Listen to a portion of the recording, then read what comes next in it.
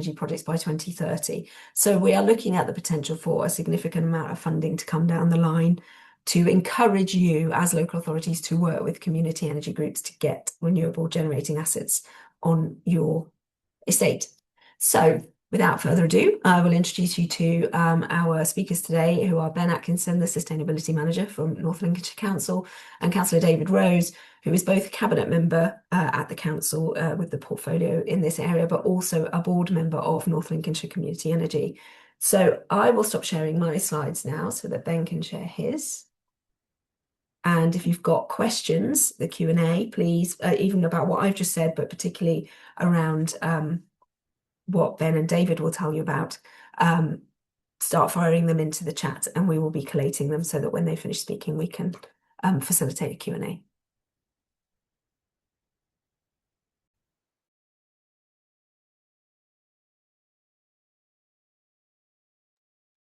Thanks, Ben, whenever you're ready.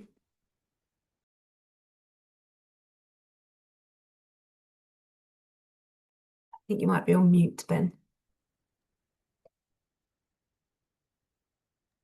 There we go. Apologies. Thank you. And hopefully my video is now, hopefully you can now see me. Can you see the slides okay without that taskbar in the way? Yep, I can see you and your slides. Okay, brilliant. Well, yeah, afternoon, everybody. Thank you for joining the webinar on a Friday afternoon. It's a nice, warm, sunny day here in North Lincolnshire, so it's always nice to talk about solar on a day like today. And thank you for the team for inviting sort of myself and Councillor Rose to come and share our story and our work that we've been busy with in the last 3 or 4 years on community energy. So the title, obviously, of the webinar and what we're talking today is around how we make that case, as sort of Rebecca's alluded to, around it being a community-owned system rather than a council-owned system, and why do we do this in partnership and in collaboration with a community energy group rather than doing it ourselves. So hopefully there's some good slides to sort of share, and feel free to ask any questions at the end. I am more than happy to stay around and do that. So next slide. So a little bit of context about North Lincolnshire. So for those that aren't very familiar or up to speed with geography, we are a large unitary authority which is based around the south of the River Humber. So as you come off the south side of the Humber Bridge, you will be entered into North Lincolnshire. And it is a famous bridge. Many people know about that bridge. We are largely industrial, so we do have quite a lot of heavy, intense, carbon-intensive manufacturing businesses, primarily the only direct virgin steel-making steelworks, as well as a lot of activity along the South Humber bank. So you would argue that we're not arguably the most environmentally sustainable authority. However, we have done a lot of work in recent years. We do sit alongside the River Trent and south of the River Humber. Just a couple of key points there, and I'll start to pivot into sort of energy and electricity, and I'll have my council hat on and not as a sort of a community related hat on, even though both is at a council level. We consumed in 24-25 16.5 million kilowatt hours of electricity, equating to 4.2 million of costs, and we are responsible for and continue to be responsible for 213 sites, and that includes 50 schools, a mix of primary, secondaries, and some infants.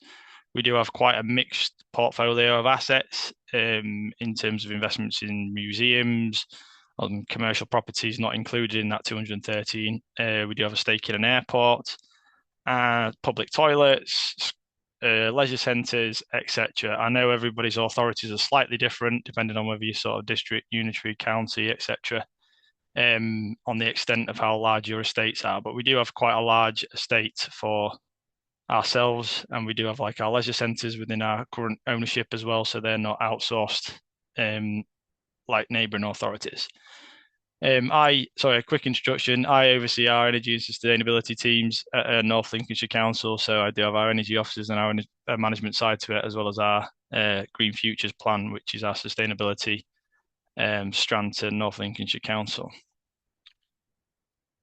Next slide. So I'll pass over to Councillor David Rose, who's just going to talk a little bit about the council's policy as to the roles he takes on. David. Thanks, Ben. Yeah, I'm just checking I'm not muted.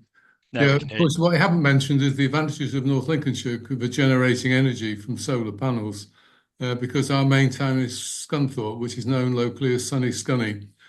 And the generation of energy from Scunthorpe last year was record levels. So we do have an advantage. But underpinning, as Ben said, our decisions on renewable energy are our council environmental policies, which obviously the main one is the Green Future, and also our climate action plan, which demonstrates our commitment to the environment. Green Future is the council's core environment strategy, aims to create a cleaner, greener, more sustainable North Lincolnshire. And I'm sure most councils have something similar. It's a statement of policy intent relating to all matters concerning environmental well-being. So between the two, the Green Future Policy and the Climate Action Plan, we commit to making environmentally sustainable decisions, reduce our carbon emissions, and protect our communities from the impact of climate change. Our commitment through these policies makes my job as Cabinet Member for the Environment a lot easier, and it certainly made it very easy to come to a decision on solar PV and the formation of North Lincolnshire Community Energy. I have to also, I suppose it's fair to mention, we have the enthusiastic support of the leader of the council, which for those colleagues who are cabinet members is fairly crucial. He certainly appreciates the value and the benefits of North Lincolnshire Community Energy. He also values the excellent communications and PR that the solar panels offer. I'm sure you're not unaware that council leaders like to have their pictures taken. Our leaders scaled many roofs to be photographed next to solar panels. But quite seriously, rooftop solar is sort of, we decided, was the way forward. It's now part of our revised local plan, with solar PV being compulsory on all new builds. And like many local authorities we're undergoing transformation currently, looking to reduce energy costs. And obviously, we're all struggling trying to manage our budgets. So anything that saves money, reduces energy bills, has got to be welcomed. So in many ways, the stars were aligned for us to explore working with a partner on implementing renewable energy projects and solar PV in particular. We didn't have the money to go it alone, and Ben will explain later the reasons behind us going with an energy partner. Next slide. So this was our approach, and you can see that we partnered with Energy for All. In looking for a partner, we wanted to align with an energy company that had similar policies and principles and a shared mission in achieving our goals at the same time as reducing the risk to the council by having an experienced partner. And I think for me, that was the main issue in making the decision, was the lack of risk that this involved. We wanted to set up a community energy organisation that was inclusive, bringing people and organisations together to tackle climate change and create an active, engaged energy community in North Lincolnshire. So this was an ideal opportunity to broaden the scope. And we were ambitious about the scale of the challenge and the need to work at pace and create a lasting impact on the area. So the plan was to set up a community benefit society, owned and managed for the benefit of the community. And as a community benefit society, we would be committed to high ethical standards and maintain the values of cooperation whilst having a commercial ethos. So the key to achieving our ambition was to choose the right partner to develop North Lincolnshire Community Energy. And for us, it was an easy choice. Having met and talked with Energy for All, we realised that they would be ideal. And over the last 3 years working with them, it's proved to be the case. So our decision was the right one for us. Next. So this demonstrates how Energy for All actually operates as an organisation. Their mission is to promote community membership of renewable energy generation. So they aim to support the UK's transition to a low carbon energy system by giving communities the tools to shape the transition in a way that will suit and benefit them. So all along, Energy for All have supported us, but allowed us to make our own decisions in line with the principles that we established. So they help communities set up and manage their own renewable energy cooperatives. So the groups own a renewable energy asset like solar panels or wind turbines, and they generate clean electricity, which is then sold with the aim of combating climate change, earning the co-op members a fair return on their investment, developing the cooperative, and eventually supporting other renewable energy co-ops across the UK. I think it's worth pointing out that we've benefited from being part of the network, with loans being made to help us just over short-term issues that we need additional funding for projects. And we are now in a position where we've been able to loan other cooperatives money from the amount of money we're making on the solar PVs. So Energy for All offer considerable industry experience, community involvement, ethical investment, and business acumen in return for an annual management fee. So examples of the sorts of things they do for us, for North Lincolnshire Community Energy. They organise the public share offers, which generate the capital funding. They produce annual reports and accounts. They also do the technical management of the installations. So there's a whole load of areas that they actually take off our backs and allow us to operate effectively. So it's an attractive model for us. And once North Lincolnshire Community Energy was established, we became a shareholder and part owner of Energy for All, and part of the Energy for All network, which has 33 other cooperatives to learn from and share resources. So in terms of decision making, Energy for All offer expertise and a considerably reduced risk of going it alone. So we found it a very attractive model for developing solar PV.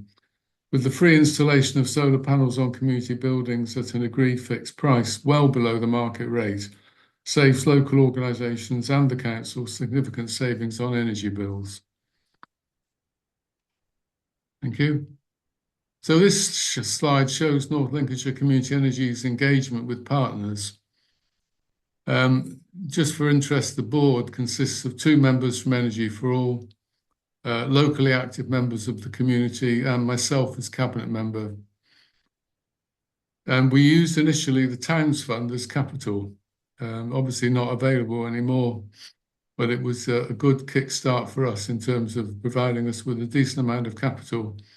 So we had to use the money initially for installations in Scunthorpe. Now we've raised money through the share offer, we can broaden the scope across the whole of the county.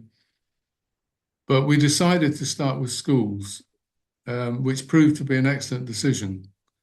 Not only were the schools themselves promoting renewable energy, but we received very good comms, as we've done for all the installations, which started with schools, then included community buildings, local hospice, the museum, the local football ground.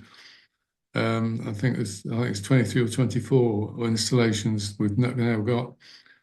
They've also helped in our mission to convince residents of the need for action and to inform and educate the local community, which is an important part of the role of NLCE. And the public's also got involved as shareholders. Rachel mentioned just now that shareholding is an important part of community energy companies or cooperatives. And shareholding is a reasonably attractive proposition. In fact, the council have invested in NLCE as well as a shareholder. We're offering 5% interest on the investment with a minimum of £50 and a maximum of 100,000. But as a community benefit society, all members have a vote and they steer the direction of NLCE as we transition to cleaner energy in North Lincolnshire. So we're now looking to expand. We've got ambitious projects on council and commercial buildings, and Ben will say a bit more about that in a minute. So as North Lincolnshire Community Energy takes on a larger portfolio, any surplus profit we aim to distribute to suitable projects in the community through a benefit fund. So that's the local grants. But there's been an excellent relationship. I think Energy for All have certainly highlighted this in their reports, the relationship between us and North Lincolnshire Council and Energy for All. And the council have given 2 officers to support NLCE, one of whom is Ben, who is a key player, who deserves a lot of credit for his enthusiasm and commitment to the project. So with that endorsement, Ben, it's over to you. Thank you, David. I never like to be praised in that respect, but thank you. Well, you certainly deserve it for this project. Thank you. Brilliant. That was a very good overview. So I've got a few slides to talk a little bit around on the technical side, some of the barriers we've faced, some of the key considerations. So hopefully bring it down to sort of like the practicalities of delivering these types of schemes on primarily council assets. So as David alluded to, there are 24 installations that the community energy group, but they're not all council sites. So there are 6 or 7 that are non-council sites. The bulk of them are council sites because we put a lot of our maintained schools in Scunthorpe with support from a grant. But just to be clear, we're only focusing on them 18 council sites that we have community owned installs at. So we've got 1.8 megawatts of capacity installed. Our largest array is 165 kilowatts at our main theatre in Scunthorpe, known as the Baths Hall.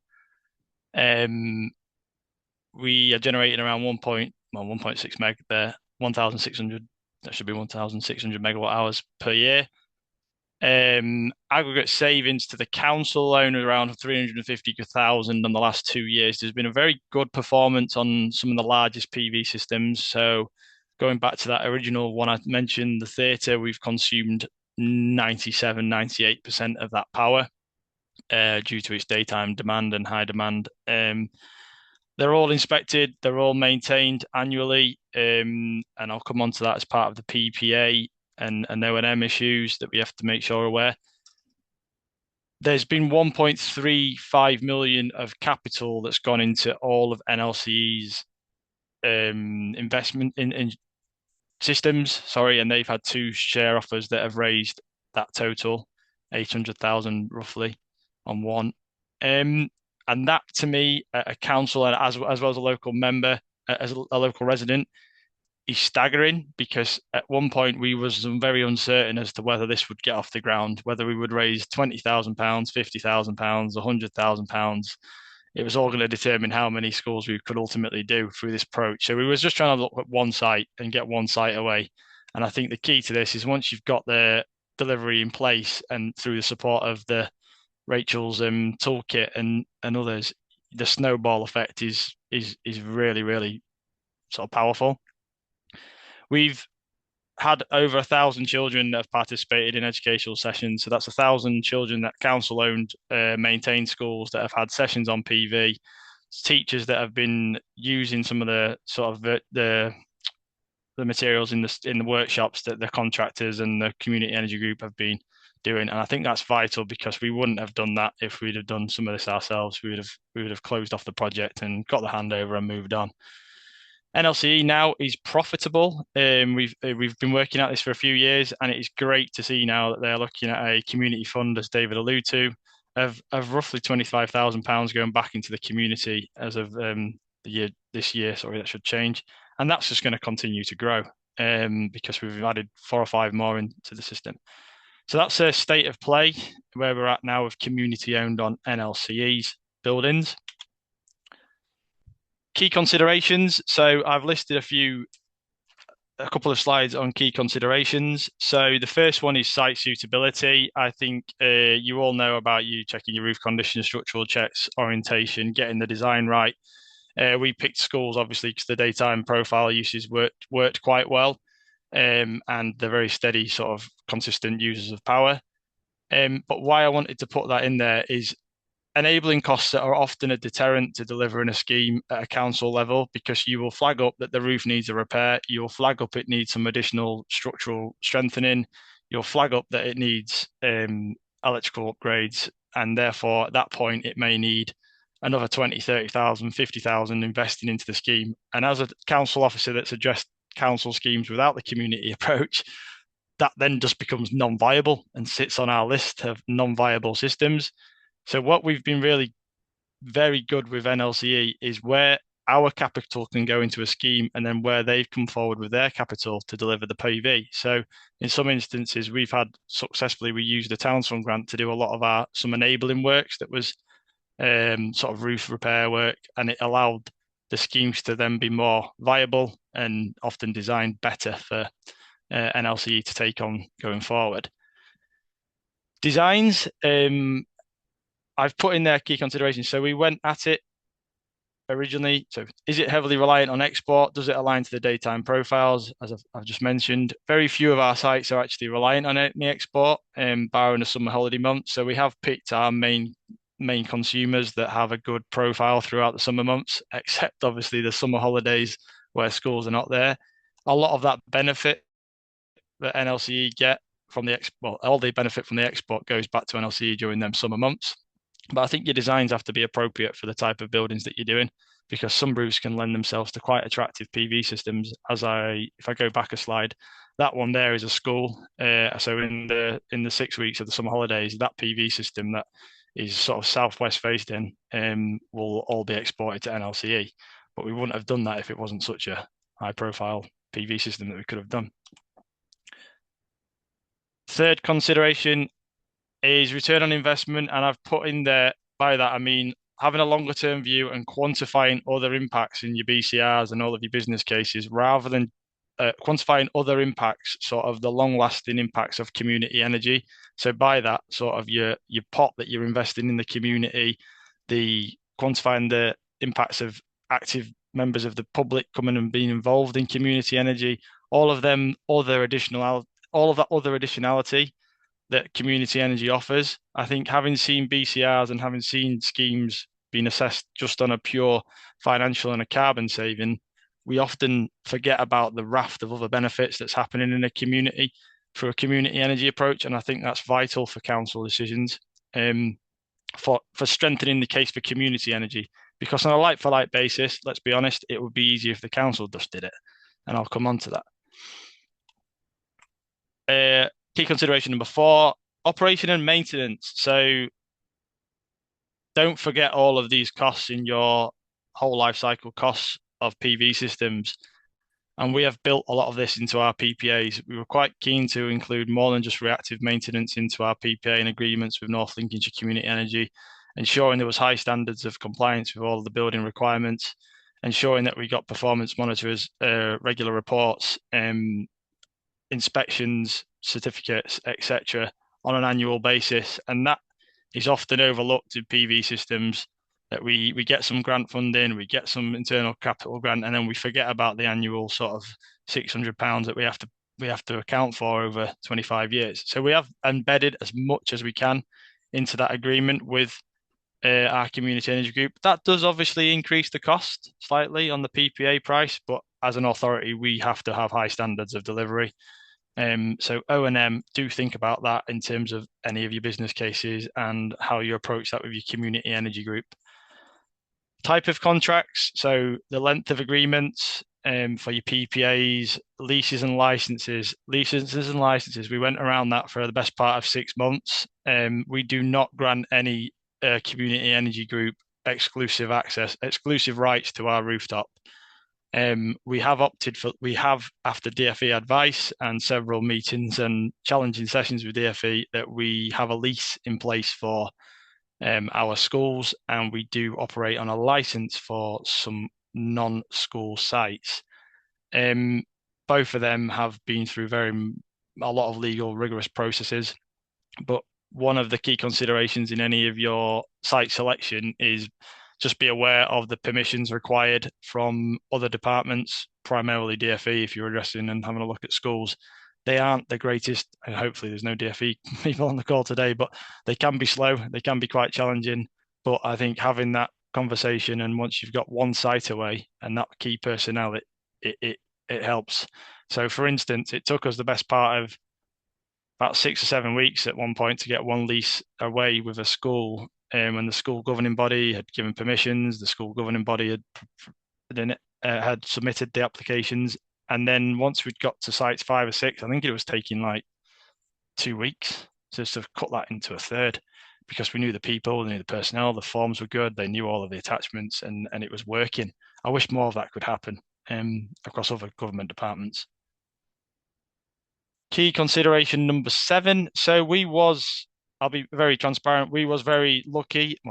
We was very fortunate to have the ability to use our Towns Fund grant. So that was a capital grant to Scunthorpe, and it was ring-fenced to Scunthorpe, and it was to deliver regeneration locally, and it's been used very well in many different schemes in and around our town centre. And there was a ring-fenced amount of money there that was dedicated to clean growth and to sustainable investments in our community assets. So we were able to use some of that grant funding to offset the costs of some of the systems. And obviously not all councils are as fortunate in them positions, but we use that money almost like a match funding with the NLCE's capital. And it was very well favoured as well, because from central government at the time, they were very keen to see the match funding going against the grant funding. So we had grant funding from, at the time, it was MHCLG, and we was able to say, well, actually, the NLCE, our community energy group, are able to bring forward 70% of this scheme, and we can match 30% into it. And it was a very attractive sort of model that they liked and liked to see more. Subsidy control, state aid, what it was previously at the time, and compliance with procurement. So jumping through the relevant procurement hoops and advising and supporting your community energy group to do that. I think falling back to Councillor Rose's comments about Energy for All, I think that was a very good approach we took there, because they have experience in that. They have know-how, understanding. They can comply with often quite strict requirements from councils. And we've not made it easy at all for Energy for All to do the administration and management of North Lincolnshire Community Energy. So without them, North Lincolnshire Community Energy would have struggled technically with a lot of to hit the standards we require. I've just put a little bit about the council-owned approach on there as well. So we have 15 sites with solar that aren't community-owned. Many of them are reliant on the feed-in tariff. I'll be very, very honest, they are simpler to deliver. And if we get a grant, they are simpler to deliver. There's less legal, there's less hoops to jump through, leases, licenses, etc. But they are a lot less impactful, and we are seeing a lot more impact and traction from the community-owned installations rather than just doing it alone. And by that, I mean, when we do some of the comms, or we have some of the local members that are interested in it, they will know of that installation and feel a bit more involved and included in that installation, rather than just the council saying we've spent £100,000 and put PV on our theatre. They're your advocates. They're your people on the ground that are really good. Long-term liability for O&M. So obviously we have that revenue budget to oversee, monitor, we pay for portals, we pay for metering, for management and inspections of them on an annual basis. That's a cost that we incur. We do offset that with our savings. There isn't any growth or involvement from the community, so there's no of that community wealth building from it. This is just a little bit of some thoughts here, some pros and some cons. I've not split them off. There's no subsidies around. Obviously, we're aware to improve the viability of the schemes. So it is a slight challenge. You get 100% of the saving. So brilliant. We've just recently completed a Great British Energy scheme, which is not community owned, at a local primary school, and they will get 100% of the saving, but that isn't community owned. And we will have to incur that cost of managing it and overseeing that and checking that regularly. No ability to use any match funding, and I've mentioned that point. So you can only do so much with a limited pot, and you're not leveraging in any finance. I see community energy as a huge way of leveraging finance from those of the goodwilling that are prepared to invest and want to actively see a change in this. in this energy system. So at the bottom, I've put, we have many capital priorities, and Councillor Rose will have several hats on in different investment plans as a council, but we do not have deep pockets. We have a lot of work to do with our aging assets, heating schemes, and with the ending of PSDS and some of the other DESNZ related funds. It is going to be tricky to progress with whole scale, large, non-domestic decarb work and energy efficiency work, not just decarb work.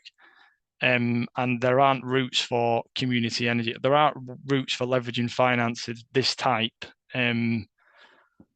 for non-PV related schemes. So you can't, well, I'm not aware of, unless somebody would like to tell us otherwise, that you can sort of, with the cost of air source, ground source, and some of the heating work that we're doing, you're going to struggle to get that as a community-owned approach. So why not leveraging as much finance as we can through the community that are prepared to put in more money? I think if we was to go out and do share offer 3, which we are preparing in sort of middle half of this year, I think we will still achieve what we want to achieve. So that might make us up to, if we raise another £500,000, that would be absolutely tremendous. And as always, we are people, and there we are in a school in partnership with NLC. So myself and Nicole are on the left-hand side of that screen, and that is our community energy group and some representatives there at a local primary school, which we installed 70 kilowatts of PV at. My name and email address is on the screen. I'm always happy to have a call, and I always like to drive people to being a member of them. You don't have to just be ring-fenced to North Lincolnshire to be a member or be interested. And that's all from me. Hopefully, I'll pass over to Rachel. That's brilliant. Thank you so much, David and Ben, for that just really detailed, it's just always so much better to hear a real example than to get like a bulleted list of all the things you might do in a perfect world and the trade-offs that you've had to make. So that honesty there at the end about the difference between municipal and community energy and so on is really useful to hear. And obviously you mentioned the Towns Fund grant a couple of times, which obviously most other councils will not have access to now. That the kind of analogue I was trying to make at the beginning is with the Great British Energy funding coming down the line, there will be other ways of creating seed funding into community energy projects that would be a sort of similar sort of approach to that. So we've got, oh, my mouse is completely stuck. We've got some questions that came up in the chat while you were speaking. There's one particularly from Andrew Tolfs who was asking about this idea of a long-term PPA being tied into something over, a couple of decades, and how you manage the risk of the PPA price ending up higher than the grid power price. Can you give any detail on how that was discussed with the council-owned buildings, how those risks of long-term tie-ins, or is it linked to sort of being a proportion below a given prevailing rate or something that, is there a guarantee that it can't rise above something? Are there buyout, step out clauses, all that kind of thing? Sorry, I'm used to Teams. I keep going on mute on this one. Being very transparent, we have a clause in the agreement that's capped at grid price. So if our PPA price does escalate and the grid prices does come down during that course of the time, then we can benchmark that and net that off, and we'll be paying the grid price ultimately for the PV related power. How we see that is renewable energy. So if the markets do go the other way, and we do see the graphs going the opposite way, so obviously our PPA does increase on an annual basis. So if that continues to go upwards, and then we do see any material difference in the electricity prices during the PPA, and there's that crossover, then yes, we will net that off. Well, we will cross that at that grid supplied electricity price. You're saying because it's such a long-term relationship, and the grid itself is supposed to decarbonize massively over that same period. And whether or not we decouple tariffs from this, that, and the other, ultimately, if the country has a stronger and robust supply of renewable energy such that the general retail price of energy has dropped, your contracts are set up such that we're not paying anymore. Yeah. Okay. And that I think Andrew, who posed the question, similar clauses exist in other templates and existing contracts, for example, and our aim is to include some of these example contracts where councils will share them with us in the toolkit, so that you can, again, those of you who are maybe a climate or sustainability officer who have to front up to your finance team with these things, the more you can be armed with to knock back those questions early, the better, I've thought. So going back to the questions, so we've got, I think Daya sort of responded to this. So Tom posed a question about how do we persuade council finance colleagues to support delivery of community energy projects on council roofs alongside council-led solar projects. So you've sort of touched on it anyway a bit, Ben, in that you've got your own projects that run, and then Daya came back to that saying that one of those questions is you can say this particular site doesn't meet our criteria, or we might give this site to a community energy group because there are these other pieces of work that need doing to it. I feel like you sort of touched on that already, but does it feel to me like there's an element of triage? I think Jeanette asked a similar question earlier in the chat. There's a triaging where you're giving a particular class of sites forward for your community energy projects. Is that kind of how you're doing it, so that you're able to show finance colleagues, well, we just wouldn't do this on our own? Yeah, I think we did focus on schools, which are the most favourable. So I'll, again, very transparent. We did give the community energy group, and we've given them permissions for schools, and we'd like to see more schools have that. We had no intentions to be investing heavily in our schools for PV, and at the time, DFE didn't have any large-scale intentions for PV rollouts and others. So schools seemed a missing part of the jigsaw that the community energy group, and with support of the Towns Fund group, worked collectively and have delivered. And some of them are now sort of 4 years in existence, and have been saving since. So that's the schools. I think with the sites that aren't schools, we do our due diligence on our side and check which sites will. So we do a little bit of triaging, yeah, in terms of roof conditions, and work with our assets team in terms of knowledge conditions. But what I mentioned briefly on the slide is, so we own a market, which is one of our highest electricity consumers. It's quite a complicated roof. You wouldn't notoriously jump to do PV on it, but we've managed to convince our finance colleagues to support with some capital for some repair work for the market, and then we've put in some sort of additional guttering and improved the roof, and then ultimately it's led it nicely to the community energy group to do the PV. Otherwise, we would have had to have the additional £100,000 to do that on there. And yes, yeah. So we've worked collaboratively. Okay, great. So we've got about 5 minutes left, and there's other questions that are popping up. But I've got this little poll that I'd like to run with everybody as well, so we can collect a bit more data to help us. So what we're going to do is we'll take all the questions out of the chat, and we'll come back to you afterwards, because we'll send a sort of briefing with